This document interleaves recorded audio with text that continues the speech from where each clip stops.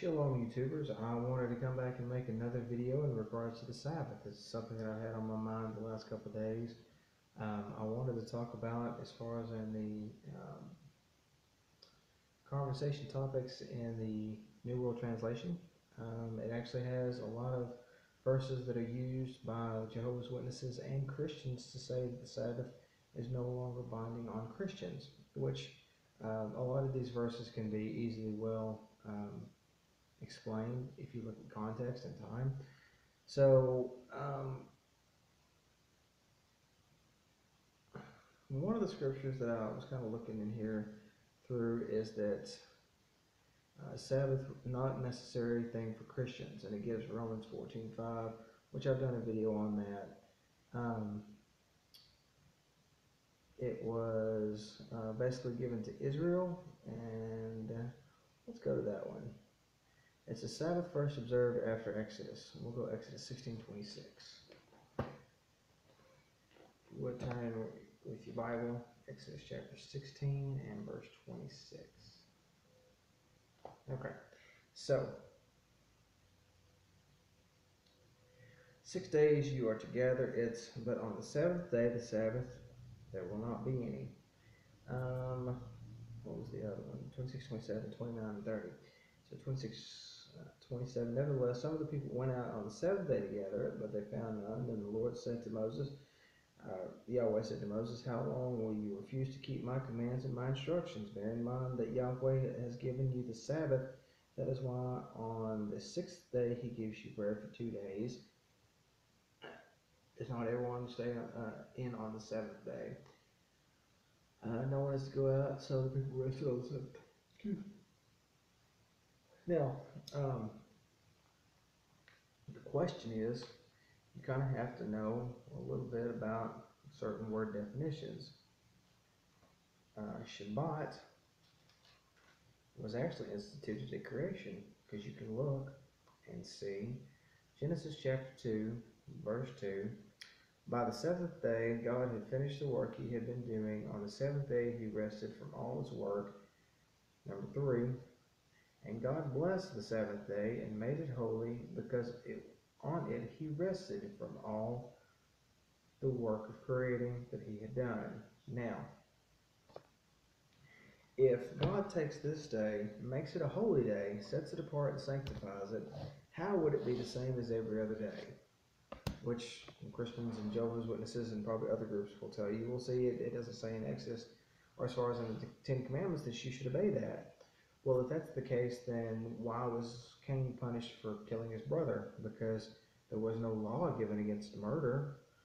Okay, well then you have a situation of the oral law, and then you have a situation of the written law. Or you have oral Torah, oral instructions, or you have written Torah, written instructions. So just to say that the Sabbath was not stated written, as far as written instruction yet, does not mean that it still wasn't implemented. Because we see here that there were things that were already being done before the law was given at Sinai. Now you can jump over to verse 3. There's a situation of, chapter 4, where it talks about Cain and Abel and making their sacrifices. One did a first fruit and one did a firstborn offering. And some will say, well, it's because, Abel gave the best and Cain didn't, and blah, blah, blah. I think it has this whole situation to do with the offerings that he is giving. Certain offerings are supposed to be given at a certain time. Cain didn't do that, and he got in trouble for it. Which you can also see as far as the 2 angels that visited Lot, or the Abraham, he gave them unleavened bread. Why? Because it was the feast of unleavened bread. Just because it wasn't written down doesn't mean it didn't exist yet. It's kind of like with those unwritten rules. There's things that's not written in stone, but there's things that you know that you just don't do. So when the Bible says that God rested on the seventh day, he sanctified it, set it apart, and made it holy, that means he didn't work. If God is our example of the things that we're supposed to be doing is pleasing to him, if he set a day specifically for us that was made for us, why would we go against that? Now we have people now that will say, of course, all days are the same, there's no different days. you have to look at it from a common sense point of view as well. Now, we as human beings, we need our rest. You know, everything needs its rest. A day of rest will change your total life, because I can vouch for that. I didn't realize how much of a rush we were in, because of course, you know, you work Monday through Friday, 8 to 5. Friday you're just ready to get home and relax. Well, you kill yourself Friday night doing whatever you're doing, running around till 9, 10 o'clock in the morning. You set up, you finally get wound down, you maybe go to bed at 2, 3 o'clock in the morning. You get up the next day, what are you doing? You're going, you're doing, you're buying, you're out on the roads all day. Sometimes you don't get back till 7, 8 o'clock at night, depending on what family schedule you've got. This one's going here, doing this, all this other stuff. And with us, the denomination that we were at, we were in church the majority of the day, which we weren't even doing as far as the rest, with the extra Bible studies and the extra study times and the extra projects that were going on. So church technically could have lasted from 6 in the morning until about 10 at night. Where do you get time to relax in that? No wonder why America is so sick.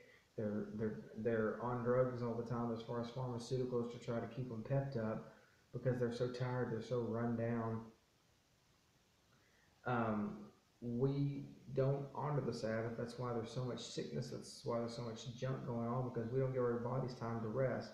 Even the doctor will tell you, of course, everybody needs time to rest, just to build up certain things for your stress level, for this, for that, for all these other things. If nothing else, it's good for the family. It's good family time. So we see here from the scriptures, also, you got to jump to the New Testament, especially to kind of understand. And what started really changing my mind in regards to Sabbath keeping were, a couple scriptures. Acts 15:21. Moses has been preached in every city from the earliest times, and read in the synagogues on every Sabbath. So basically saying that Moses is being preached. Of course, you know, people say, well, this is only the 4 laws that we're supposed to keep. We don't have to do anything else. What I understand from this is Moses is still being read to instruct the Gentiles that are coming in on what they need to do, as far as obeying the law. Now, there's no way that you can understand everything coming in. That's why Moses was being preached every Sabbath, so that way the Jews would understand what was going on. The second one is also later on in the book.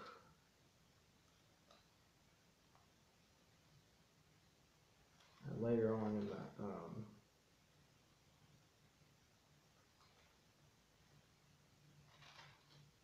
chapter.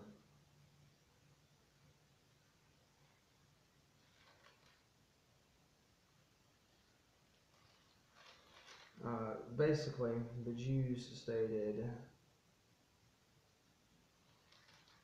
the Gentiles requested of Paul and Barnabas to come back on the Sabbath and to teach.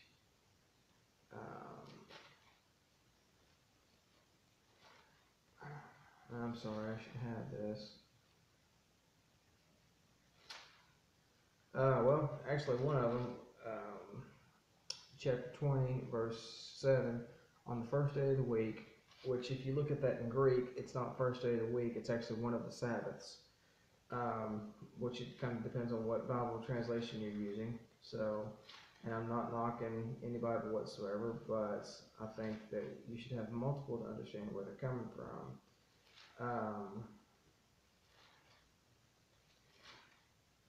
But anyway, I'll have to put that in the caption somewhere. There we go. Acts chapter 13:42. As Paul and Barnabas were leaving the synagogue, the people invited them to speak further about these things on the next Sabbath. When the congregation was dismissed, many of the Jews and devout converts to Judaism, Gentiles, followed Paul and Barnabas, who talked with them and urged them to continue in the grace of God. On the next Sabbath, almost the whole city gathered to hear the word of Yahweh, or Lord, depending on how you want to take that. When the Jews saw the crowd, they were filled with jealousy and talked abusively against Paul, saying, which that's where they Um,